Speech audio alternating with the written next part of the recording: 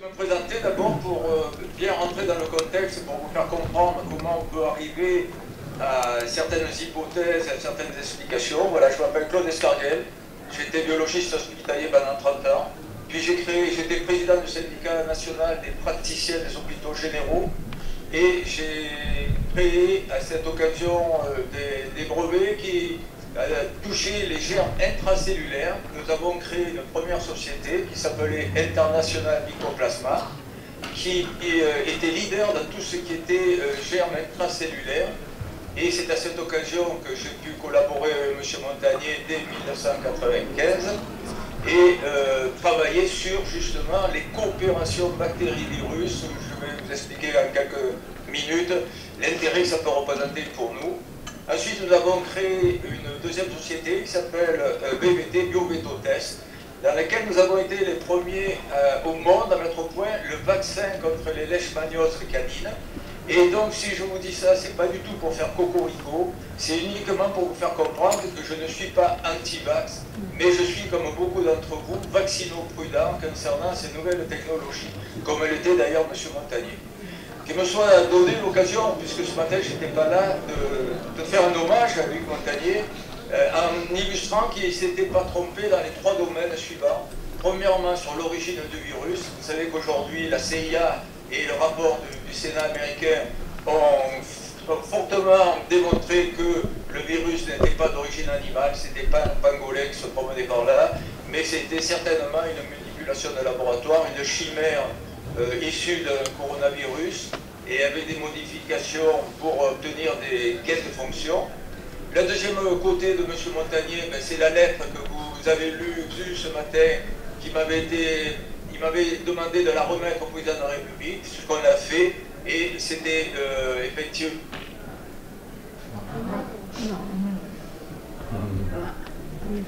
Il était vaccino-prudent et il expliquait pourquoi il valait mieux ne pas faire cette vaccination à tout le monde, comme dit Rick tout à l'heure, autant le faire à des formes, des cas à grand risque, mais c'était une absurdité de le faire à des gens de plus de 65 ans qui n'avaient pas de comorbidité, et encore. La troisième vision de M. Montagnier, c'est de dire, depuis 1992, il avait dit, et sa découverte sur les relations entre le virus HIV et les mycoplasmes, il avait dit il faut se méfier des coopérations de bactéries-virus qui peuvent expliquer beaucoup de choses. Alors si je fais ce rappel, c'est pour vous, je vais repartir de la prévention des Covid longs pour mieux vous faire comprendre comment on a pu les éviter. Dans le Covid, il y avait plusieurs causes de formes graves. Il y avait notamment l'âge des personnes âgées qui étaient plus de 65 ans, 80-85 ans, où il y a eu 90% des morts des personnes âgées. Ça s'explique par des phénomènes, soit l'immunosénescence qui te donne un déficit en interférons, et qui peut s'accentuer par des anticorps interférons. C'est la double peine chez des gens qui...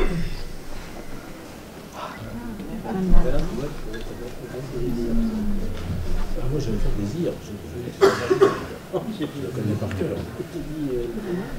Je vais trop vite, non? Non, mais Claude, il faudrait que tu synthétises un peu parce qu'il faut qu'on passe la parole. Oui. Alors on te demande de synthétiser un petit peu. Ça m'est difficile de synthétiser pour faire comprendre. La deuxième cause, c'était les coopérations bactéries-virus, qui lorsqu'un virus arrive sur quand on a un déficit d'interféron, on a une forte charge virale. Et dans tous ces virus, c'est la forte charge virale qui donne la pathologie. Et lorsque le virus arrive sur une dysbiose, avec une amplification de la réplication virale, c'est comme ça que les virus coopèrent avec les bactéries.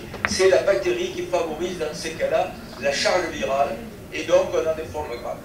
Lorsqu'on donne un traitement ambulatoire précoce, notamment avec azithromycine, zinc et vitamine D, il faut savoir que l'azithromycine n'est pas qu'un antibiotique, c'est une molécule qui active contre les biofilms, qui est immunostimulante sur l'interféron et qui, en plus de ça, est un zinc ionophore. C'est-à-dire que le zinc, qui est un virucide, ne pénètre mal dans les cellules. Lorsque vous lui mettez rentrer dans la cellule, il y a quelques molécules comme ça, les macrolides, les hydroxychloroquines sont des ionophores, et vous avez donc une amplification de l'effet virucide, plus l'effet bactériostatique sur les bactéries de l'azithromycine.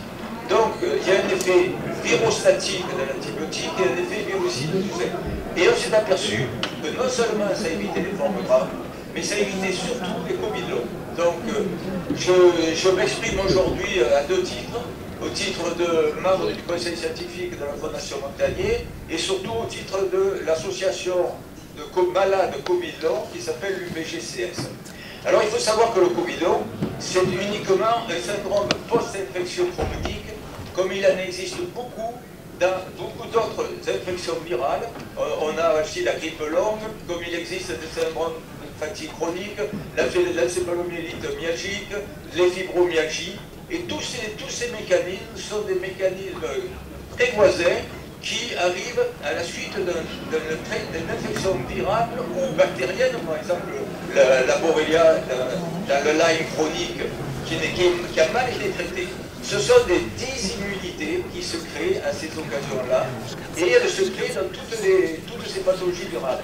Et on s'est aperçu aujourd'hui, j'en parlais hier avec Eric, que tous les médecins qui dans la grippe cette saison ont traité la grippe avec azithromycine, zinc et vitamine D, n'ont eu aucune hospitalisation et aucun décès. C'est pour ça que, si vous voulez, dans la prévention des Covid longs, il faut rappeler aussi cet intérêt, notamment pour les malades, mais aussi pour l'économie, où on évite les hospitalisations, on évite des consommations énormes d'antibiotiques, parce que c'est pas parce qu'on donne 3 jours d'azithromycine qu'on modifiera les résistances. Par contre, si on donne les antibiotiques en réanimation ou lors des hospitalisations, lorsque les gens font des surinfections et non pas des co-infections, quand je vous parlais des dysbioses et dues entre autres à des mycoplasmes, on a des co-infections, et à ce moment-là, il y a ces mécanismes qui se mettent en jeu qui sont assez complexes. Donc ces mécanismes, ce sont essentiellement dans les formes longues de ces syndromes post-infection chronique, ce sont souvent un résidu viral, des microcaillots résistants à la fibrinolyse, et ce sont des problèmes inflammatoires divers. Et il faut savoir que c'est pour ça que la théorie de la colonisation par des germes, j'appelle ça moi des passagers clandestins, est importante. On s'est aperçu qu'il y avait des malades de forme grave qui faisaient des Covid longs, mais il y avait aussi beaucoup de personnes qui ne faisaient pas de forme grave. Et en cherchant chez ces malades-là, puisque nous, dans notre association, on a plus de 400 malades dans ce cas-là, on s'est aperçu que la typologie des malades qui faisaient des Covid longs était exactement la même que la typologie des malades qui faisaient des maladies auto-immunes. 80% de femmes. Donc l'hypothèse actuelle est le fait que c'était des personnes qui pouvaient être en développement, et non pas sans signe clinique, d'une maladie auto-immune. Vous savez que les maladies auto-immunes mettent très longtemps avant de se manifester sur le plan clinique. Et donc, comme ces malades-là étaient déjà avec une signature interféron, et avec des cellules NK, des natural killers élevées, on a eu à ce moment-là une relative protection de la forme grave, mais avec l'interféron supplémentaire de la forme virale, de l'infection virale, on a à ce moment-là une surdosage d'interférons et surdosage de cellules NK qui va aboutir à toute la dysimmunité, et c'est l'équivalent d'une interféropathie aussi, c'est-à-dire quand on a trop d'interférons, on fait des signes cognitifs, des signes auto-immuns et des signes inflammatoires. Donc si vous voulez, ce problème de cible de personnes qui font des maladies auto-immunes, des syndromes post-infection chronique est très intéressant à l'avenir, et pour le traitement et pour le diagnostic. Alors, je disais que moi, en ce moment programmé, quand je vois des patients, je leur pose la question systématiquement s'ils ont des effets indésirables après les vaccins, et je leur décris quasiment systématiquement ce que c'est qu'un Covid long. Voilà. Et c'est à partir de ça que moi je prends en charge ou non les Covid longs. Donc les Covid longs, je vous l'ai dit dans l'auditorium tout à l'heure, on peut le redire, mais il y a des signes cliniques pour moi qui sont évidents, mais qui ont peut-être modulé en fonction de l'avis des autres d'ailleurs. Mais moi, ça se traduit par souvent un essoufflement important, souvent une fatigabilité importante, souvent par des troubles de la mémoire, par des ralentissements des idées, par des troubles cognitifs, on est souvent irritable et triste, par des douleurs musculaires, articulaires ou tendineuses, parfois par des pertes de la force motrice, des membres supérieurs ou inférieurs, des douleurs thoraciques, des maux de tête. Chez les femmes, des troubles du cycle et des troubles des règles qui sont vraiment assez conséquents, avec chute de cheveux. Ça, c'est les signes que moi je qualifie de principaux. Il n'y a pas forcément que cela, et c'est pas parce que vous avez cela que forcément vous faites un Covid long. Voilà, ça faut être prudent là-dessus. Moi, je teste toujours les anticorps anti-S et anti-N, parce que ça peut me donner une idée de ce qui peut se passer au niveau de leur action antigénique. Et après, avec la clinique, je décide avec le patient ou non de donner un protocole. Moi, le protocole que je donne, c'est que je suis parti des Covid aigus, auxquels on donnait l'ivermectine, et je rejoins mes autres confrères et consoeurs, avec l'azithromycine pour les Covid aigus, la vitamine D, la vitamine C. Je donne ce protocole et je vois ce que ça donne au bout de 5, 6 ou 7 jours. À quelle dose Alors, la dose, c'est la dose protocole thérapeutique dont on parlera après. Là, je vous donne simplement les molécules que je donne. Ce qui semble marcher le mieux pour moi, et les autres confirmeront ou infirmeront, le plus rapide d'action, c'est l'ivermectine. Ça marche. Ça, il n'y a pas photo. Ça, c'est quoi? Non, c'est pour les Covid longs. Pour les Covid longs, en particulier sur les troubles cognitifs, ce qui m'a surpris d'ailleurs, c'est ce qui marche le plus rapidement, c'est sur les troubles cognitifs. L'humeur, la tristesse de l'humeur, l'irritabilité, les troubles du sommeil et la fatigabilité. Voilà, ça c'est vraiment une chose qui est récurrente pour moi. Pour la suite, je vais donner la parole aux autres parce que je n'ai pas monopolisé la parole à mon tour. Eric, tu veux dire quelque chose? Alors dans l'ordre, c'était lui. Non, je suis là pour essayer de modérer les gens. Est-ce que vous pouvez répéter, tester les anticorps? Antiprotéines SPAC et antinucléocapsides. Les anti-N et les anti-S, qui sont payantes pour une partie, et ça peut m'orienter pour donner ou non un protocole. Et je le fais aussi pour d'autres choses, en particulier pour savoir si éventuellement l'ivermectine agirait dans les Covid aigus, pourrait agir comme on le voit nous, cliniquement, que ça agit. Et les dimères, non. Les dimères, moi j'en suis revenu parce qu'en fait, souvent je les ai faits et j'ai peu de modifications des dimères, mais d'autres confrères le font. Voilà. Alors, voilà, mais moi j'en ai pas. Donc évidemment, j'ai arrêté de l'en faire en médecine de ville, j'en ai pas. Alors moi je voudrais d'abord attirer l'attention sur une première chose. Pour moi, il n'y a pas d'effet secondaire au vaccin anti-Covid. Il y a des effets primaires. C'est-à-dire que ce vaccin n'ayant jamais été testé pour empêcher d'avoir la maladie ni de la transmettre, on peut se demander à quoi il a servi, si ce n'est à rendre les gens malades. Donc pour moi, ce sont des effets désirables et désirés, et c'est une attaque contre l'humanité, dans tout ce qu'elle a de précieux, y compris la fertilité, l'intimité, et on peut peut-être se poser la question des raisons pour lesquelles certaines personnes sont maintenant devenues électrosensibles, émettent des adresses MAC et sont électromagnétiques, quoi, donc qui collent.